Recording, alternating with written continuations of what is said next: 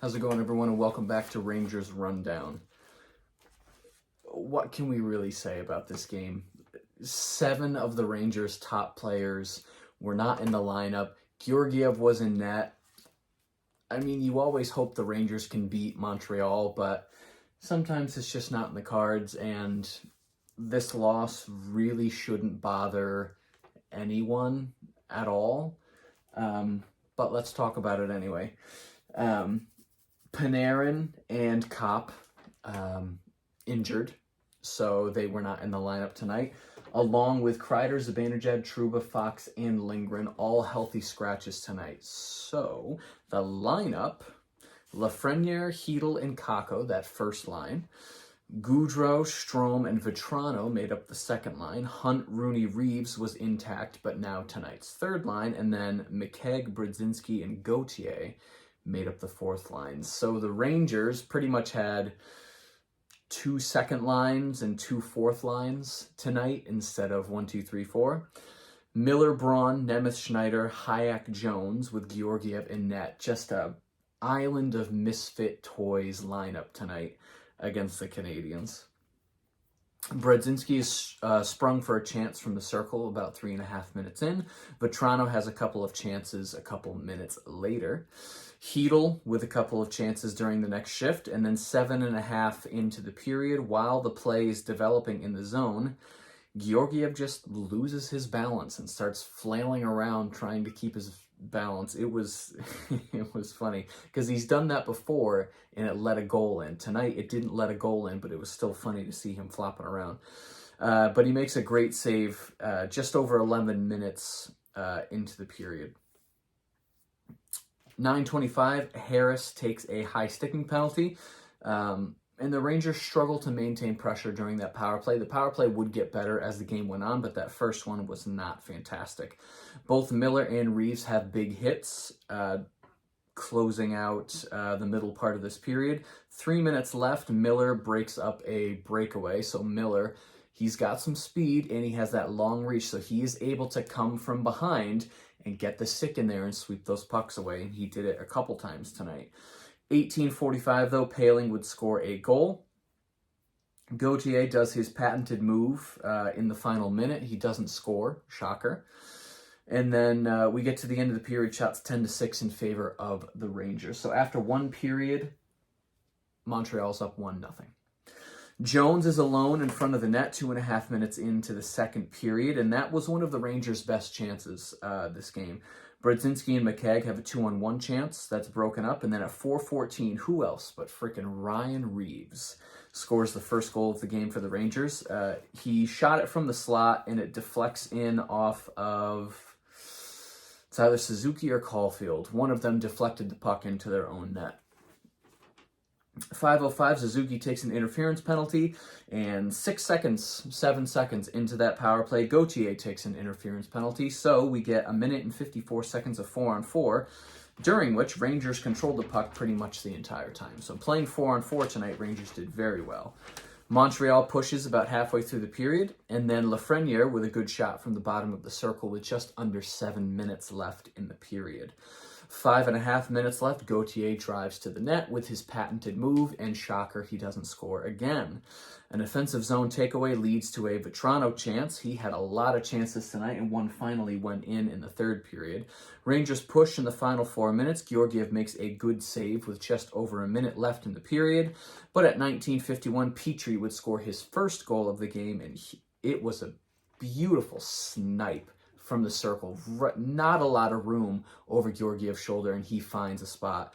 It was a very nice shot. So, Canadiens with late goals in every single period. Reeves tied it for most of the period. We think the Rangers are doing well. Petrie scores in the final seconds. Montreal leads at 2-1 after 2 periods. Brodzinski with a chance about 3.5 minutes into the third period, and then at 4:15, Vetrano would score a goal, tying it 2-2 for the Rangers. A neutral zone takeaway leads to a partial break for Vetrano. He rips it over the shoulder. Georgiev makes a couple of saves about 5.5 minutes in, and then shortly after that, the first line has a 3-on-1 that is broken up. One too many passes. 8:22, Edmondson takes a boarding penalty. Very strong power play for the Rangers, even though they didn't score. And then at 12:18, Hoffman would score a goal. So Montreal goes up 3-2 with that Hoffman goal. 14:27, Rooney takes an interference penalty. And to tie the game 3-3, Strome scores his a shorthanded goal, the second one of his career. Goudreau leads the rush in. He makes the back pass to Strome, and he scores the shorthanded tally. 3-3. And I'm thinking, game was supposed to start at 7:30, didn't really start until like 7:45. I have work tomorrow. Rangers, can you just close it out and not go to overtime because I want to go to bed? I must have misspoke because I guess Montreal heard me instead.